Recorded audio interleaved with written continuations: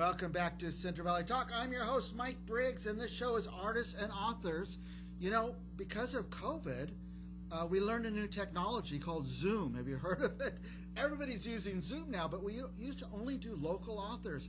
Now we're doing authors in Europe and all over the United States of America, and it's really, really grown into something tremendous, being able to talk to people all over the place. Now, our guest coming up in a moment, Iris Fisher-Smith. She has a great book called Never Alone. She was here a while back, and she's here again with some big news that maybe they might be moving it on to a series, which would be very cool. And I'm just going to bring in Iris, and also, by the way, you're on the screen. Hi, Iris Fisher-Smith, author of Never Alone. And you have a friend with you, right, Iris? Yes, Vincent Olmos. Yeah. Yep, he's a co-writer. And where are you right now, Iris? I'm up in Washington State. Washington State. Near Seattle. Okay, and Vincent, where are you? I'm in Torrance, California. Torrance, California. Okay, so now Iris wrote the book, or did? What's your role, Vincent? Let's start with that. So Iris wrote the book. I'm co-writing with her on an episodic series for an adaptation for the book. Adaptation. Now, Iris, just a little background on the book. It's about your family, right? Basically, yes. I originally wrote the book, and I started writing it just before the pandemic because, you know, first of all, I wanted to just do it for my family, but then it turned into this encouragement to people. As I was writing it, I was realizing, as I'm talking about my family's history, there was a lot of correlation with the world history revolving around my own family's history. For example, I started in 1918. Writing about my grandmother's experience, my Russian Jewish grandmother who came from Zaslav, Russia, and she was driven out by the Bolsheviks. She lost half her family, and she had to come to the American, coast, to New York, to Ellis Island, pretty much by herself at the time. How old was she? That time, How old was she? I'm sorry? How old was she at that time? 18. Oh, boy. Yeah. She was 18 years old. And she lost her mother, her father. She had 11 sisters and brothers, and she came over to this country separately with just a brother and a sister, which she had to meet later. And she lost her fiance, who she miraculously thought she had lost him. She thought he had died, but much later on in life, in her 50s, she was reorganized with him again, just meeting him in a street in downtown Boston. Oh, my gosh. You know, She bumped into him? Huh? She bumped into him? She bumped into him accidentally, and she had been married, he had been married, they had children. Both of them, coincidentally, were widowed. And they came back together, and they fell in love. But the story begins with her story, and especially in the episodic series. We talk about her story and her whole journey coming from the Bolshevik Revolution, getting established in America, getting married, having a family, and all the triumphs and tragedies that she went through. Back in 1918, when she came over on the ship, there was a pandemic. And so back in 1918, you had the Russian Bolshevik Revolution, and you had the pandemic, and there's such a correlation between that 100 years ago and what's happening today. Today we have the same thing. We have the Russian invasion with Ukraine, and we have, the pandemic, and it's wow. History sort of repeating itself. Parallel. So what I'm got some saying interesting parallels there. Yeah. Huh? There were some interesting parallels. Yeah, there's a lot of parallels. The story is very relatable to many different cultures for many different reasons, And so with the episodic series, as I said, we start out in 1918 talking about the pandemic and the revolution, and we talk about, the encouragement of how did they do it back then. Well, back then, people really stuck together. They had each other. My book is based on Ecclesiastes, where it says two are better than one. For when one falls, the other one picks the other one up. And pity the man who's alone. We were never created to be alone. Right. And today, like during this month, we have, the pandemic times still that we're dealing with. People have been isolated and they're alone. And my encouragement to them is to get together with community some way.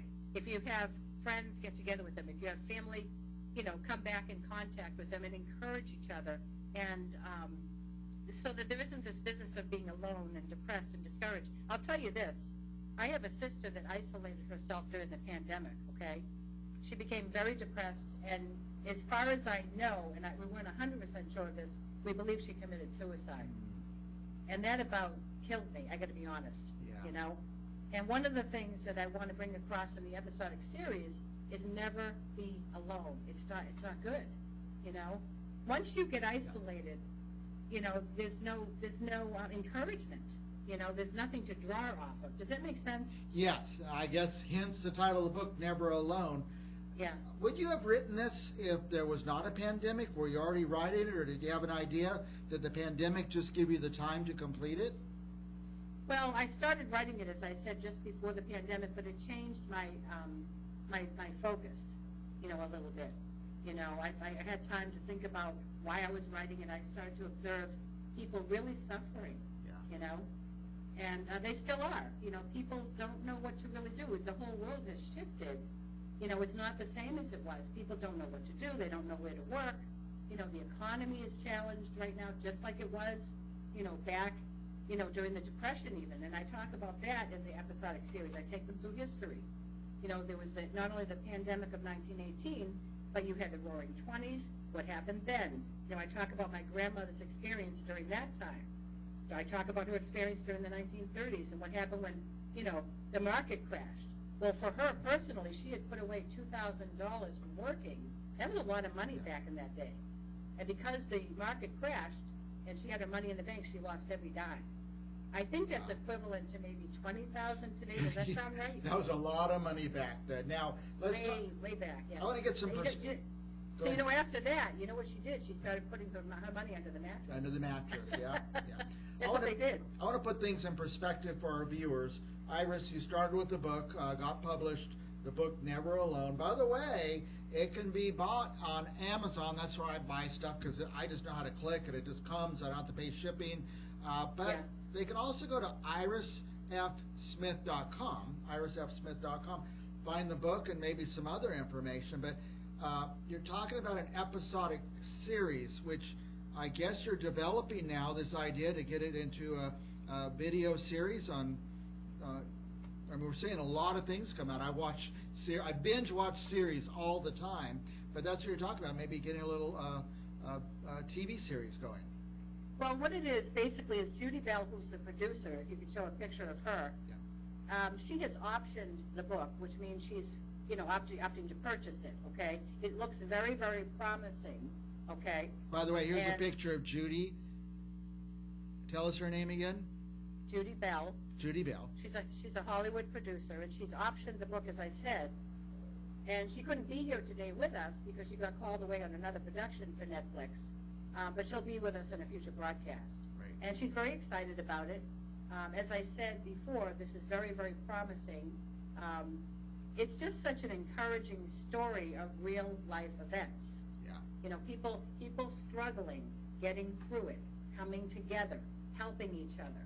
You know, I remember in the movie It's a Wonderful Life. I'll use this as an example, okay? Remember at the very end, he opened the book. Did you see that movie? Oh, yes. Oh, yeah. I just watched it again last Christmas.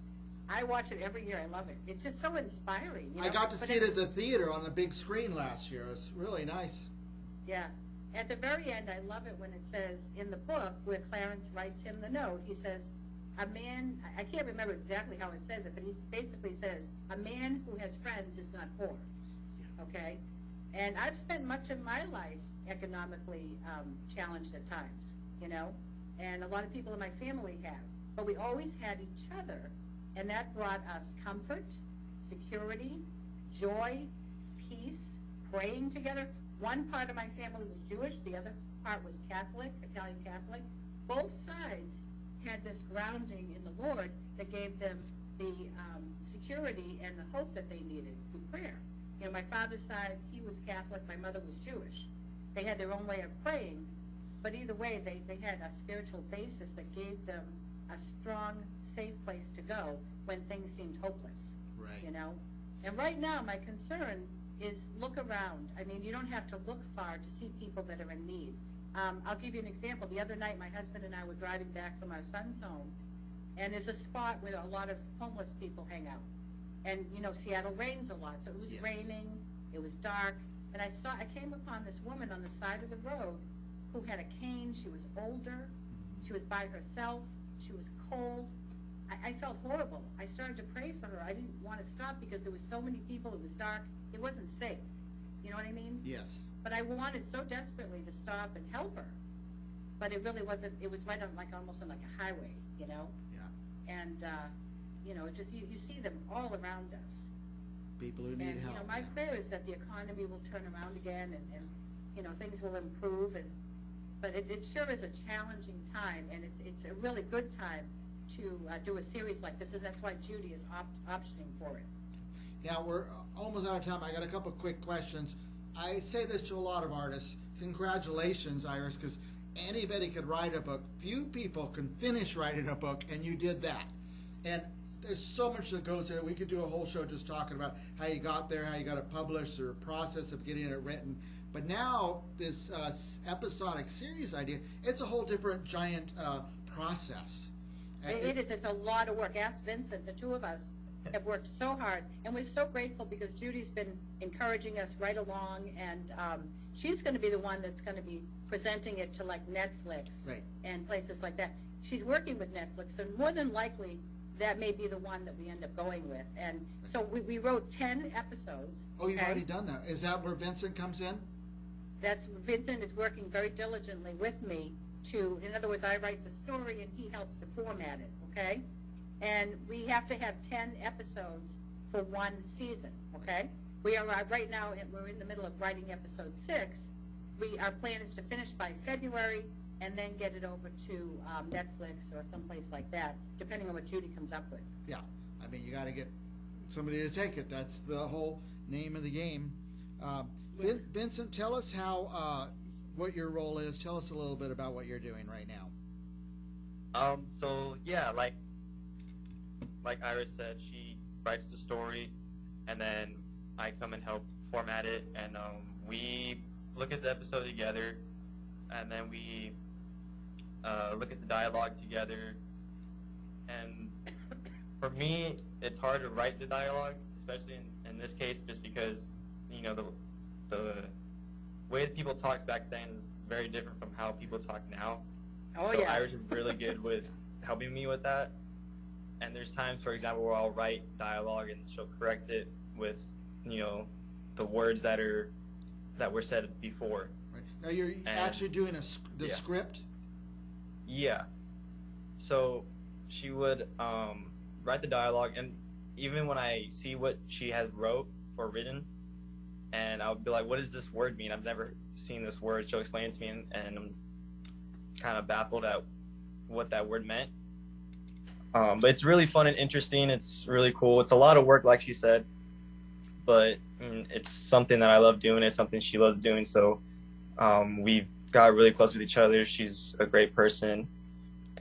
She is a good example of what this whole book is about, you know, being there for someone, being loving and caring.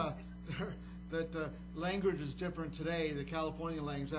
Judy's people talked way different than, you know, with accents and certain use in their culture that we just probably don't even have anymore.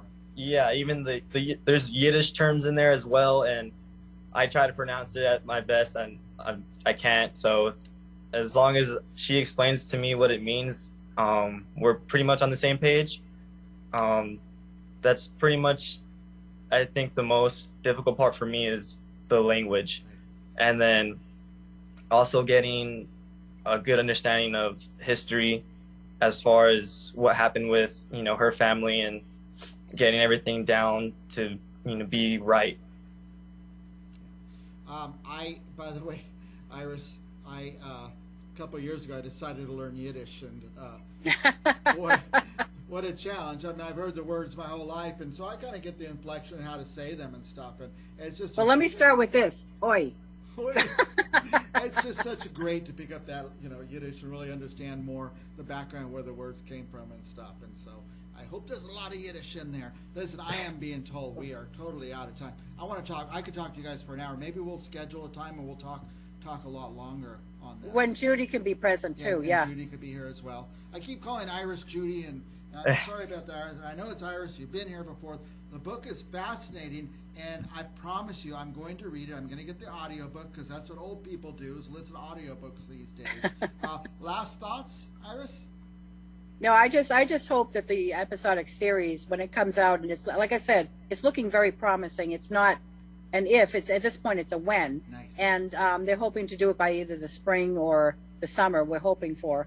And my hope is that it encourages people to never be alone and just not to isolate. It's very, very dangerous. I watched my sister go through it, and I tried to reach out to her, and it was to no avail, and it just was heartbreaking. That is heartbreaking. I will tell you this. So often I read a book, and I said, I wish they could turn this book into, I think I invented this, but I didn't tell anybody about it, so I can't take credit. I wish they'd turn this book into a series, not a movie, because a movie it crunches it down to 90 minutes or something, but a real series. And I'm glad you have this idea and that it's developing this way, and I hope they do a lot more. I'll just say this, Mike, I don't mean to interrupt you. They used to call it a mini-series, but now you've got all these series on television. You see they have 1 or 2 or 3 episodes, and then they stop. Well, what we're doing is we're doing 10 episodes. We're starting there, and if people really like it, we'll go for a second season and a third. And I've got enough information in the book to do that. Nice. You know? Yeah, I like that. Well, good luck, Iris and Vincent. We're going to have you back again and talk some more about it. I'm going to try to read the book in the next week or two. Then I'm going to say, hey, come on back on the show. Yeah, thanks, Okay. Mike. I appreciate it. It's nice to see you again. All right, we'll be Thank back you. with more artists and authors right after this.